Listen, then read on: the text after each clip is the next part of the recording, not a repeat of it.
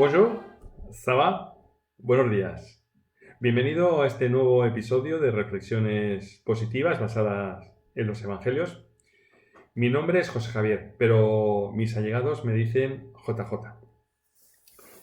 Estamos avanzando en el ministerio de Jesús y creo que disfrutando porque sinceramente os puedo decir que a mí me está apasionando estudiar de nuevo la vida de Jesús de la manera en que lo estoy haciendo, metiéndome tanto en los detalles y extrayendo lecciones que aunque había leído muchas veces estos pasajes, no era capaz de haberlas reflexionado.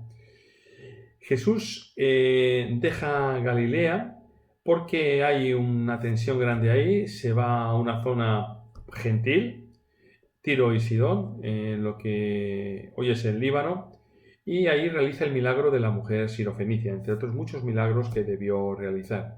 Estando un tiempo ahí, decide volver a una zona que ya había visitado, que es la región de Gadara, y que seguramente nos sonará porque fue nuestro primer relato. Allí donde Jesús realiza el milagro con el endemoniado gadareno. Un milagro muy bonito por cómo estaba antes este hombre y cómo llegó a estar después. El hombre este se quiere ir con Jesús, pero Jesús le dice, no, conmigo no está tu misión. Quédate en tu tierra y cuenta a todo el mundo lo que Dios ha hecho por ti. Y estoy convencido que Jesús volvió a Gadara para encontrarse también, entre otros, con este hombre que había sido sanado y que había hecho una misión extraordinaria. El relato que vamos a leer ahora es la continuación del anterior. Se encuentra en Marcos capítulo 7, versículo del 31 al 37. Mateo también lo comenta, pero solo en 2 versículos resume todo. Mateo es un administrador nato y él va a los detalles. No, no amplía, no se mete en muchas otras cosas más que lo que él interesa, lo que él entiende que es importante o le interesa a él en su relato. Marco nos comenta lo siguiente. Volviendo a salir de la región de Tiro, vino por Sidón al mar de Galilea, pasando por la región de Decápolis. Mateo añade alguna idea más y dice, pasó Jesús de allí y vino junto al mar de Galilea y subiendo al monte se sentó allí. Jesús vuelve a Gadara, como hemos comentado antes, pero en vez de ir por la ruta que sería la más habitual, bajando hacia Cafarnaúm y atravesando el mar de Galilea, lo hace por la zona norte. Yo me imagino que los discípulos estarían muy contentos porque las 2 últimas experiencias que habían tenido en el cruce del mar de Galilea habían sido terribles por las tormentas que se habían desatado. Entonces el hecho de que Jesús no quisiera pasar por el lago, sino que lo bordeara por la parte norte, me imagino que les llenaría de felicidad. No sé por qué Jesús lo hace de esta manera, quizá por pasar por zonas menos pobladas, con menos densidad de gente y buscando momentos que eran muy difíciles para Jesús, momentos un poquito de más intimidad con sus discípulos y personalmente a solas con su Padre. Va hacia la zona de Decápolis y nos comenta Mateo que llegó a un monte y allí se sentó. Vamos a ver por qué se sentó en ese monte. Nos comenta y se acercó mucha gente que traía consigo cojos, ciegos, mudos, mancos y otros muchos enfermos, y los pusieron a los pies de Jesús y los sanó. Jesús no podía dejar de sanar, Jesús no podía dejar de curar, por muy cansado que estuviera, y la gente iba a él precisamente por esto, por el egoísmo muchas veces, otras veces verdaderamente porque había necesidad en sus corazones, pero aún así Jesús no podía dejar de hacer lo que necesitaba hacer, curar, sanar, predicar, curar los corazones, dar esperanza. Y me llama la atención porque entre toda esta multitud que Mateo habla y comenta de forma ambigua, sin personalizar, Marcos en cambio nos va a hablar de un personaje. Personaje que no sabía si comentar o no antes de decidirme a hablar de esta historia porque era una historia cortita, pero creo que merece la pena. Nos dice Marcos que le trajeron un sordo y tartamudo y le rogaron que le pusiera la mano encima. En la vida de Jesús, en los relatos de Jesús no hay nada igual. Todo siempre es diferente aunque sea por matices. Daros cuenta que hay veces que le llevan a Jesús a los enfermos porque estas personas pues no pueden valerse, como ocurriría con esta persona que estaba sorda, como ocurrió también con el paralítico que lo bajan por el techo. En otras ocasiones es gente que va a buscar a Jesús para pedir que por favor vaya a su casa a curar. En otras ocasiones es la gente la que se acerca a Jesús, recordamos a la mujer sirofenicia. En otras ocasiones es Jesús el que se acerca a la persona, como es el paralítico de Betsaida, siempre es diferente. Y aunque luego haya casos que se asemejen, cuando entramos en el contexto, ahí cambia completamente. Esta persona era una persona sorda, tartamuda, dicen algunas versiones que muda, en otras simplemente que hablaba mal. Y cuando pensamos en él, nos da pena, ¿vale? Pero no llegamos a entender verdaderamente lo que significaba en aquella Palestina del tiempo de Jesús que una persona tuviera una deficiencia así. Nosotros vivimos en un estado del bienestar donde una persona con problemas auditivos, con problemas de habla, pues bueno, puede recurrir a especialistas, el Estado se encarga de ellos en muchas ocasiones. Estas personas pueden más o menos llevar una vida normal, pero no era así en aquel tiempo. Yo no sé si esta persona era sordo de nacimiento o esto había venido después por alguna infección. Lo cierto es que esa persona no podía comunicarse. Esa persona seguramente no sabría ni leer ni escribir. ¿Cómo hablaba con la gente? ¿Cómo se comunicaba? Por gestos. ¿Qué trabajo podría realizar esta persona? Era una persona condenada verdaderamente a no tener nada, a la pobreza, a pedir dinero, a mendigar. Lo traen unos amigos y le piden a Jesús que lo toque, que le imponga sus manos. ¿Qué tiempos ahora donde te ves con un amigo y no sabes si abrazarlo o no? Jesús era un hombre de contacto. A Jesús le gustaba tocar a la gente, abrazarla, poner sus manos sobre ellos. Y necesitamos siempre de un contacto físico, de esa mano amiga. Y sobre todo en momentos difíciles de nuestra vida, un abrazo. Jesús era especialista en ello. A él no le importaba ni la condición, ni la enfermedad, ni nada. A él le gustaba tocar a las personas. Le piden, pon tu mano sobre él. Y Jesús dice que tomándolo aparte de la gente, metió los dedos en las orejas de él y escupiendo tocó su lengua. Jesús, en primer lugar, lo lleva aparte. Aquí ya vemos una diferencia con el resto de relatos. ¿Por qué lo lleva aparte? Mateo nos dice que llevaron a mucha gente y Jesús los sanó. No creo que a todos los que le llevaron los pusiera aparte. Entre otras cosas porque era muy difícil para Jesús estar aparte. Pero en cambio con este sordo lo hace. ¿Por qué? No lo sé. ¿Quería Jesús decirle algo especial de forma privada? ¿Quería Jesús pasar momentos de más intimidad con este hombre que tenía un corazón seguramente extraordinario? No lo sabemos. Estarían también los discípulos y los amigos. Pero Jesús se va aparte de toda la multitud. No quiere que todo el mundo esté expectante ante lo que va a ocurrir. Jesús está solo con este hombre, está en un vis a vis. Y nos comenta entonces que metió los dedos en las orejas y escupiendo tocó su lengua. Jesús hace saliva, toca su lengua, toca sus oídos. En ese contacto físico que estamos hablando. En otra ocasión también Jesús hace saliva para hacer barro y sanar al ciego. Y ahora hace una cosa muy interesante. Dice, levantando los ojos al cielo, gimió y le dijo, Éfrata, sé abierto. Jesús clama. Jesús suspira. Jesús gime. Y Jesús levanta sus ojos al cielo. Seguramente este hombre no podría escuchar lo que Jesús iba a decir, pero posiblemente pudiera entender que era el hecho de levantar los ojos al cielo. Este hombre podría entender que Jesús lo que estaba haciendo es pedir a Dios por él, que estaba intercediendo. Pero Jesús gime. Jesús suspira. Y me imagino que Jesús suspira porque sufre por todo lo que está viendo que el pecado está haciendo en las personas.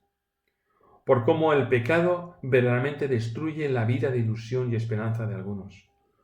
Cómo el pecado verdaderamente arroja al sufrimiento a tanta y tanta gente.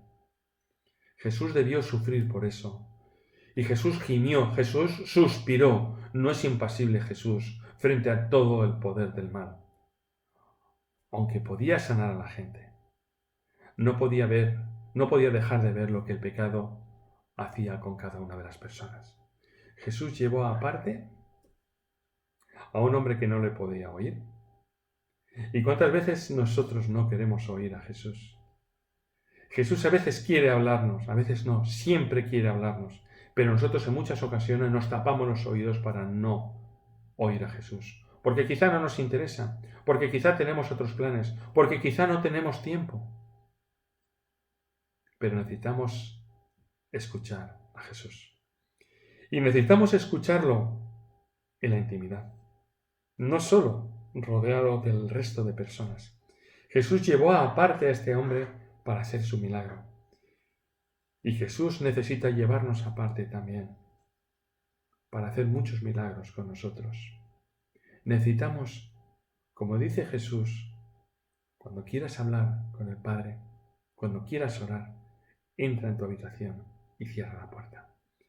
Necesitamos momentos de intimidad y de comunión con Jesús para hablarle, para que Él nos hable, para que haya esa relación, para que sintamos a Dios en nuestras vidas de una forma especial. Jesús lo llevó aparte a un hombre que no podía escuchar. Nosotros tenemos la oportunidad de escucharle y tenemos la oportunidad de pasar esos momentos con Él. Al momento fueron abiertos sus oídos y se desató la ligadura de su lengua y hablaba bien. Qué extraordinario debía ser el momento después, en cada ocasión, cuando Jesús pronunciaba sus palabras de sanación. La alegría que debían haber en esas personas, la cara de felicidad. ¿Cómo debía reír Jesús de felicidad? ¿Cómo los discípulos se debían abrazar? ¿Cómo Jesús debía abrazar a esas personas que resultaban sanadas? ¿Cómo Jesús sabía con alegría cómo iban a cambiar sus vidas a partir de ese momento? ¿Os imagináis esa persona que no podía oír? El momento en que puede escuchar, en que oye la voz de Jesús, que es lo primero que este hombre oye. La escena de alegría, de felicidad. Y así es donde está Jesús. Hay alegría, tiene que haber felicidad porque Jesús está en medio. A pesar de los problemas, hay esperanza. Hay esperanza. Este hombre fue sanado. Sus oídos empezaron a funcionar normalmente y empezó a oír. Su lengua empezó a moverse de forma normal y sus labios empezaron a pronunciar palabras. ¡Qué felicidad en este hombre! ¡Qué maravillosa escena! Y nos dice una cosa que me resulta muy curiosa, que no he entendido en realidad aún del Evangelio. Cuando Jesús dice que les mandó que no le dijesen a nadie lo que había ocurrido. Pero cuanto más le mandaba, tanto más lo divulgaban. ¿Cómo era posible que una persona que había sido curada de esa manera se callara? ¿Cómo era posible que encima un mudo que no había podido hablar se callara ahora que podía hablar? Tantos años sin poder hablar bien, ahora que puede hablar bien, Jesús le ordena que se calle. Es verdad que cada milagro de Jesús era un eslabón que se unía hacia la muerte de Jesús. Los fariseos, todos los enemigos de Jesús, con cada milagro deseaban más su muerte. Jesús no quería provocar todo esto antes de tiempo, pero era imposible que la gente no dijera lo que había ocurrido, que la gente no expresara su agradecimiento hacia Dios por haber sido curado.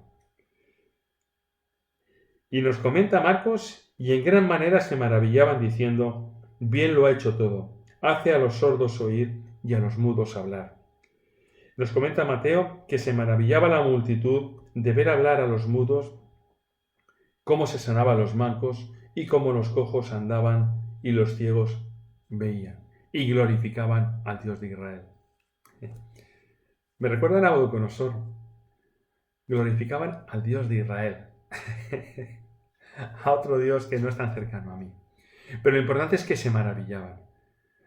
Lo importante es que a pesar de todo glorificaban a ese Dios de Israel. ¿Recordáis unos años antes qué ocurrió? La gente de Gadara que le dijo a Jesús tras el milagro del endemoniado: vete, no estés en nuestro contorno. Ahora no solo le llevan a los enfermos, sino que se maravillan y glorifican a Dios. Qué gran labor había realizado el ex endemoniado gadareno. Por eso Jesús le dijo que no se fuera, sino que se quedara. Y realizó una labor maravillosa. Por eso cuando Jesús volvió, había ya una semilla que estaba empezando a germinar entre mucha de aquella gente, que no eran judíos, que quizá muchos de ellos no habían oído hablar de Jesús, pero con las palabras del Gadareno, todos en aquella región pudieron oír de Jesús. ¿Qué pasó después? No lo sabemos. ¿Qué hizo Jesús? Se juntó con el mudo, hablaron juntos, caminaron. Me gustaría creer que fue así. Que Jesús lo cogió del hombro y se fue a charlar con él. ¿Os imagináis la escena? ¿Cuántas cosas tendría que decirle Jesús? ¿Y cuántas cosas tendría que decirle este hombre sanado? ¿Por qué hoy no dejas que Jesús te ponga la mano por encima y te vas a pasear con Él? Para hablar con Él, para contarle lo que pasa en tu vida, para contarle acerca de tus esperanzas, de tus problemas, de tus bendiciones, de tus proyectos, de las cosas que te gustaría hacer, de los cambios en tu vida que quieres realizar, pero quieres pedir su opinión. Vete a caminar hoy con Jesús. Que pase su mano por tu hombro y charlar mucho, porque Él tiene muchas cosas que decirte, como seguramente también se las dijo a este hombre que había sido sanado. Bendiciones. Disfruta de tu conversación con Jesús. Sigue estudiando.